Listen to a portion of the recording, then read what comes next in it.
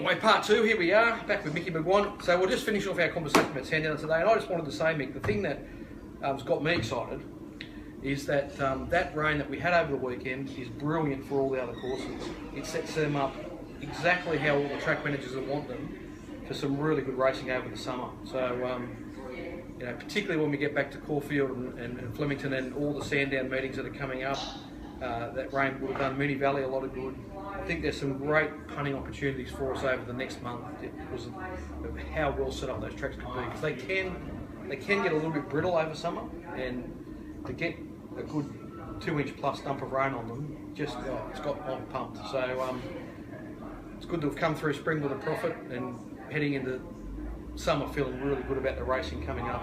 Just for our listeners, our watchers, Pots, the question I've got for you in heavy tracks, is there a perfect way to ride a leader? The reason why I say that, Dwayne Dunn sometimes get criticised. He's on slightly less. He's an anchor drop jockey in front. He's a great reader of a race when it comes from behind, I think.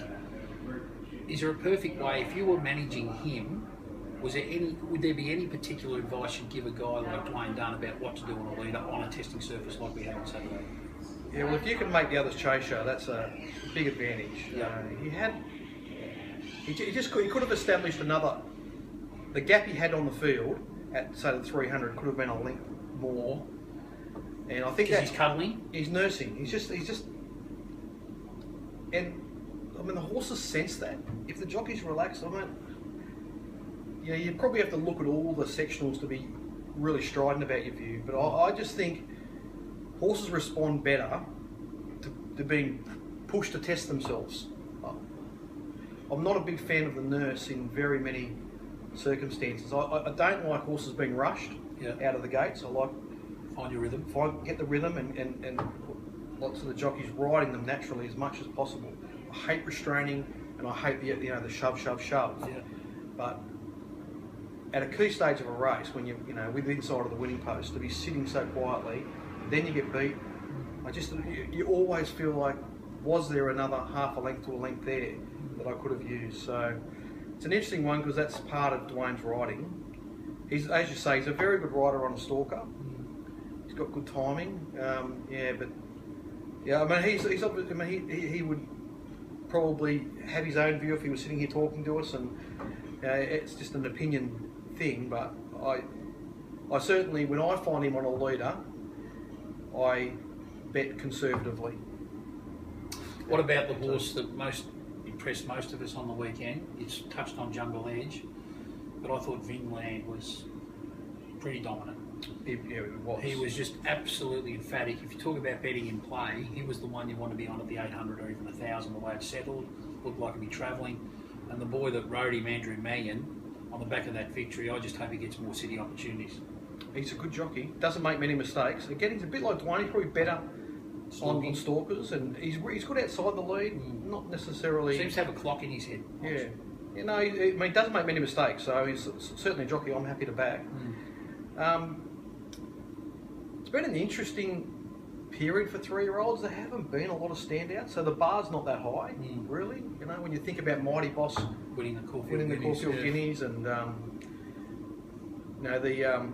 Royal Symphony was the boom horse. Kementari come down from Sydney. Yeah, Royal Symphony ran a nice race in the Cox Plate, but they're not really. It's not a vintage year for 3-year-olds. The race on Saturday on Derby Days, it's called the Coolmore, whatever it's called, that Merchant Navy one. Yeah, like it was a good race, but it wasn't. How did it rate?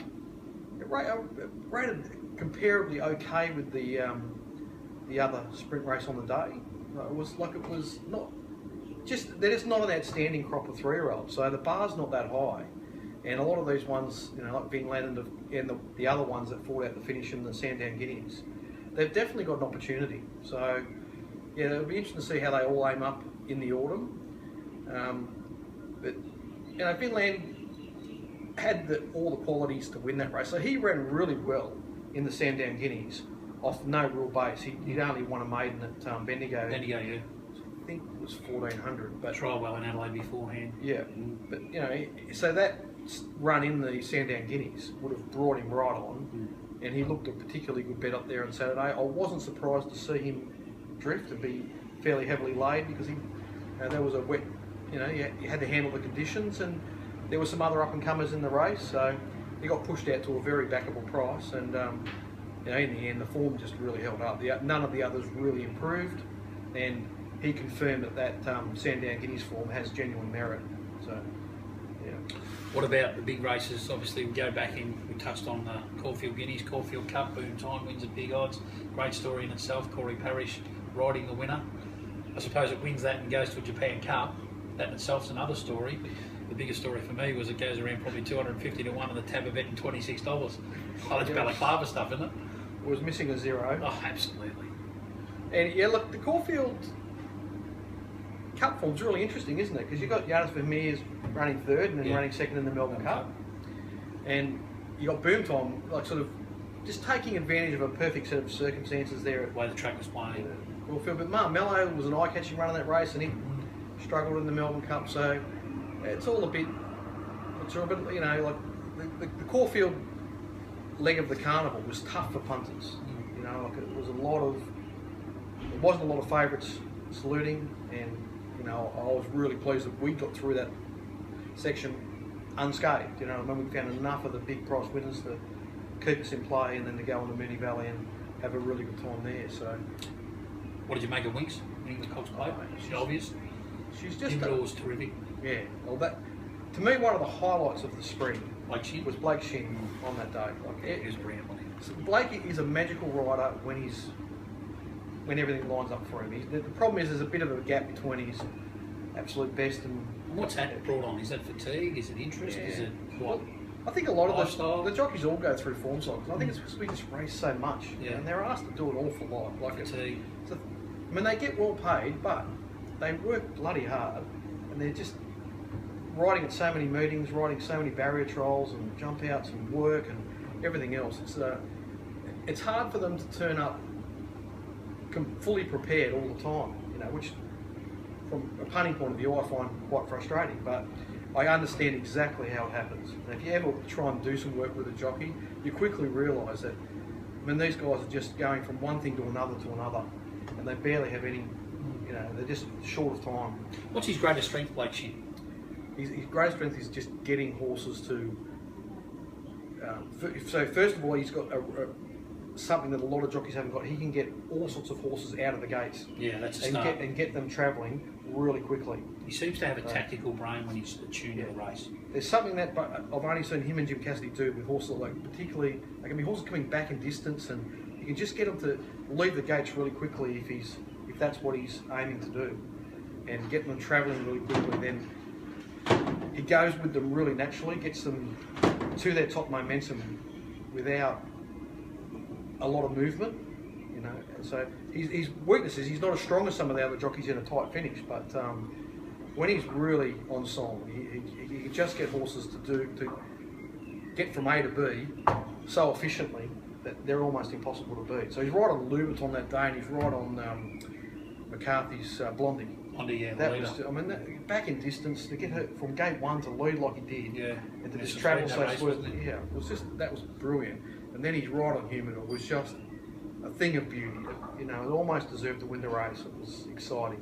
Question without notice. You mentioned Jimmy Cassidy, and I think of a lot of people's who knows racing, he'd be one of the top 5 jockeys at his absolute best you'd put on a horse. I was posed a question probably 2 weeks ago or a week ago on the back of the Japan Cup triumph of Huey Bowman. He would have to rate in the top 5 jockeys ever, this bloke said. And I sort of sat back without answering. Sometimes it's an overreaction because it's in the now. Where do you rate Hugh Bowman on the back of what he's achieved? Well, he's a great rider. So that's he's been a great rider for a long time. But we're just talking about with just the general because he didn't have a good sprint challenge that the jockeys have. Huey goes through moods, and when he's not much good when he has to waste. And so he took that ride, a fairly light ride on Melbourne Cup Day. Yep. And his ride on Life Less Ordinary. Yep. And I backed the winner of that race. I was also on Life Less Ordinary, but it was huge. Should have won easily. There was a number of horses he rode over the spring that should have been in the finish that weren't, because errors of judgment. He just wasn't at his best. No. Huey was a long way from what you expect from the high standards that he set right through the spring. So, you know, obviously he got the job done on Winks every time, but apart from that, his performance down here in the spring in Melbourne was like I can't imagine Huey riding any worse than that. So if there's one jockey you'd have over your time in racing, he's the one that I'd pick as the best. Who would that be? For me, I grew up in the Roy Higgins era with Dad being so influential on my judgment. Sometimes he just was in the professor's corner. Yeah, well, I think it's it depends at what time of your career it comes and everything else. But like I just had so much, so many results with Nashville Willer in Sydney between sort of 2008 and 2013. I mean, I would just look for him in every race. He was a presence. He just dominated racing in Sydney. He dominated Hugh Bowman in a lot of those races. Absolutely. Him, Hugh Bowman, Corey Brown. Absolutely. Kieran McAvoy. They'd come out of the barriers and they'd all just be looking for where Nash was. Where he's coming. And he just completely dominated racing in Sydney for about 5 seasons. He was like an intimidation in a race, wasn't he? Just a presence. Yeah, it's a great word. As a presence. And if he was on the leader, he'd always sit half a horse wider than he needed to. Yeah. And it made it so hard for them. If he was outside the lead, he'd force the leader right into the rail and he'd make sure he got, a neck in front of them and he would just intimidate them out of races. He was just the best jockey to back. Because he had that presence. And I always look for any signs in other jockeys. They're riding something like my picture of Nash in that period. Yeah. So there was a period early last year when Bo Mertens was doing a lot of those things, particularly at Sandown. And young Ethan Brown's got, he's heading in that direction. So just with some of those traits. I think right now in Melbourne, the most informed jockey, I just wish he got more rides and better rides. It's probably because a little bit to do with the weight he rides at, and that he's not. He's probably got not the networking skills that a Craig Williams has got, but Mark Zahra is just riding in supreme form. Yeah, he's a good jockey. He's currently the best jockey in Victoria, I think, and big rate. He just doesn't. He would have a far better record, and he would win the premiership if he got the right book of rides. But every time he's on one that should win, they win. He's just very reliable. You'll position them perfectly. He's great going to the front. He's great stalking. If he has to come from behind, he can. So yeah, I have full confidence in backing Mark Zahra. And to finish on the Melbourne Cup, what did you make of that? Yeah, well, listen, I mean, it's become a bit of a novelty race. You know what I mean? Like it's because the overseas invasion. Yeah, well, first of all, we just don't have any other races in the distance range, no. So it's a one-off in terms of our racing here. So the form, either leading into it or coming out of it, sort of doesn't really matter to me. You know what I mean? So I'm looking at making a profit every month. You know what I mean? So there's other races are far more important to me. So that race is I'm sort of doing it as it's almost a one-off. I'm taking a different approach to it. But it's a really interesting race, and those imports are, they're intriguing to look at their form and how coming out of a lot of those small fields in Europe corresponds to what they can do in Australia, and there was obviously a good case to make for the winner. Yeah, I mean I'd just been poisoned by backing a few horses like that over the years, so it was a really intriguing race. It always is, so, and the highlight for me for the spring was the betting was really, there was some very fervent betting over the spring, which I enjoy. Means you can have a decent bet and not worry about any impact you're going to have on the market. Yeah. That's always enjoyable. So, what about you? What did you think of the Cup? I thought because of the way the track played, it was quite predictable to find the winner. Rekindling was going to get that beautiful run back on the fence, much the same as Johannes Vermeer. And I thought the ride of Brown and Mallon was simply first class. Yeah. The element of surprise was probably Big Duke's performance from where I sat to run fourth at a Melbourne Cup. Who would have thought? I thought D. Weir once again showed to everybody his great strength about training stayers. That come to the fore, and he probably had argued with a lot of other people thinking Humidor could be the one on the back of its Cox Plate victory, but it was still untried at that trip. You touched on. We know it could probably get a mile and a half.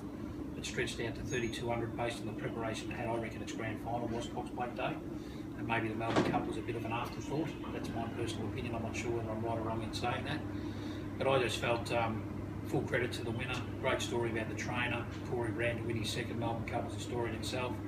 But I don't think he'd been riding that well, Corey. Watching him closely in Sydney. This goes to show you, when the life of a jockey, when they do go through hell in a lot of ways, but geez, they get some opportunity. I mean, they can, like, look at Huey. He rode pretty ordinary all spring, then he wins the Japan Cup. Yeah, that's right. He's Corey, just sort of waffling along, doing bits and pieces. Okay in Singapore. He's sort of been okay back in Sydney, from what I can gather. And he wins the Melbourne Cup. It's just. And I think it highlighted also too, to me, Potts, just the training prowess of a guy like Willie Mullins as well. Yeah. With Max Dynamite running in third position. All of his horses ran well, didn't they? Yeah, he just seems to be an outstanding trainer. Charlie Appleby, when he brings horses over here as well, they always seem to race well in races they get set for. So you've got to watch with interest, particularly those that know how to win races overseas, and group races particularly. They certainly race well. The interesting part I thought about Charlie Appleby this year. So last year his horses won to everything they ran in. Yeah, they did. And then this year he wasn't here. He had his team here. Who knows how hands-on he was? Really don't know.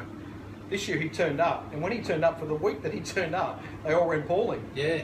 So I'd be very interested to who the lad is that's been in charge of these horses. Yeah. He might have a price on his head. So because whenever he's been in charge, those horses have been like flying, bulletproof. Yeah, absolutely. That's interesting. I reckon Kieran McAvoy elevated himself too as a jockey of note. I think at some stages there through his Sydney campaign particularly, there was a lot of furor about the way he rode in races, particularly in tight fields. But I reckon right now, if there's one jockey you'd like to back with confidence, particularly in a staying event, it'd be Kieran McAvoy. Well, some of his riding over the spring was extraordinary. Yeah, terrific. I mean, go and watch his ride in the Cranbourne Cup on Folkeswood. That was genius. That was just, that was copybook. Anyway, I mean, like, it's interesting that the best thing that's ever happened to Kieran was leaving Godolphin and becoming freelance. He's done a great job, and he's always been a really good jockey in Victoria, always. There was just that period in Sydney where he was riding for Godolphin, Nash was on all of Gaze and a lot of Wallers, and Nash just tied him in knots.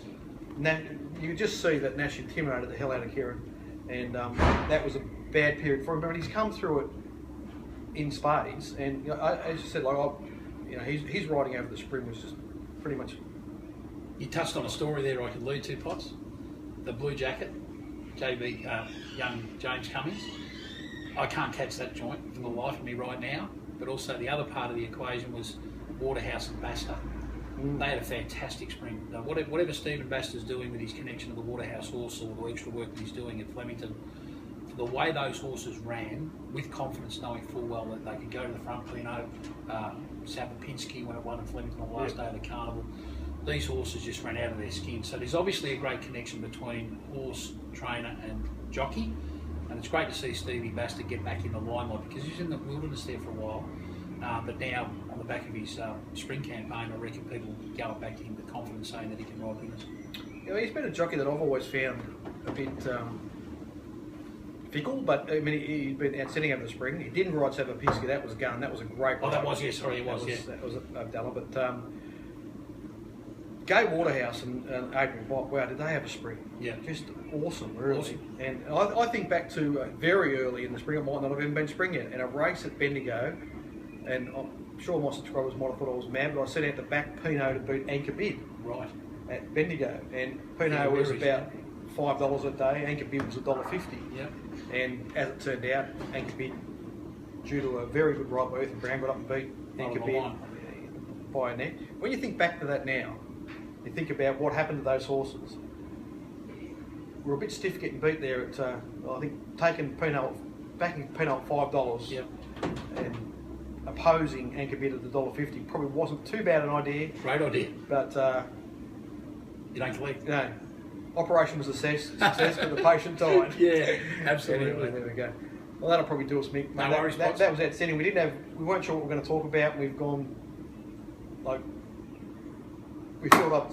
God knows how many episodes are going to go up on the YouTube. Once we break it all up, but always great having you on, mate. I really appreciate it. Anytime. Good on you. Good to see you.